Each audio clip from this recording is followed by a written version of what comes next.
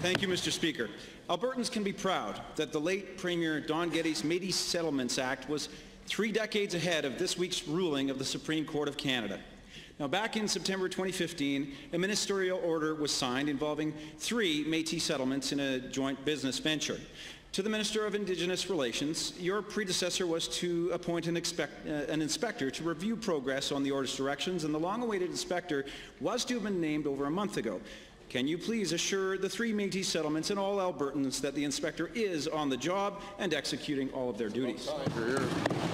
Honourable Minister of Indigenous Affairs. Thank you, Mr. Speaker, and thank you very much to the honourable member for the question. And I'm very happy to report that we have undergone a round of hiring, first an initial round of hiring in which we were unsatisfied with the results, and so a second round of hiring in which we proactively engaged a number of companies in order to provide bids on the position of inspector.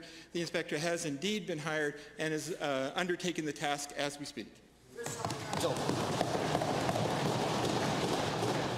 Given that the Métis settlements and their communities have indeed waited for 6 months for an inspector to even start a review, and given that it's only fair for every interested community member, as well as each of the 3 Métis settlements, to resolve these issues as quickly as possible, and given the issues involved in the business arrangement could provide pivotal future direction for other Métis settlements, to the Minister, can you provide a definitive timeline for the inspector to complete the review and report on it publicly? Yes. Honourable Minister.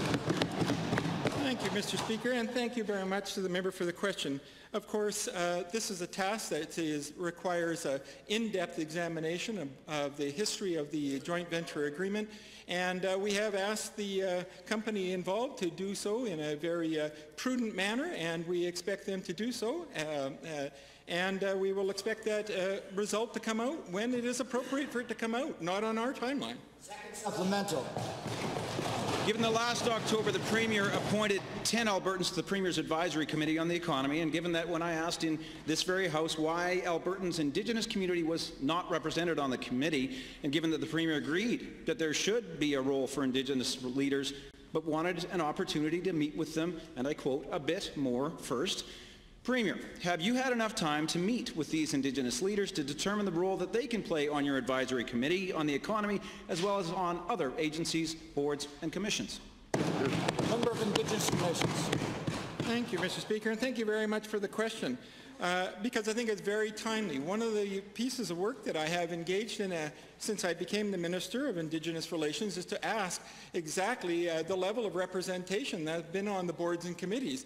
And it turns out the previous government has failed dismally in every possible way to appoint an appropriate number of people from Indigenous communities on the agency boards and committees. So we have started an internal mechanism of getting references from all of the Indigenous communities and bringing forward people to stand for all of these committees, and we'll do so.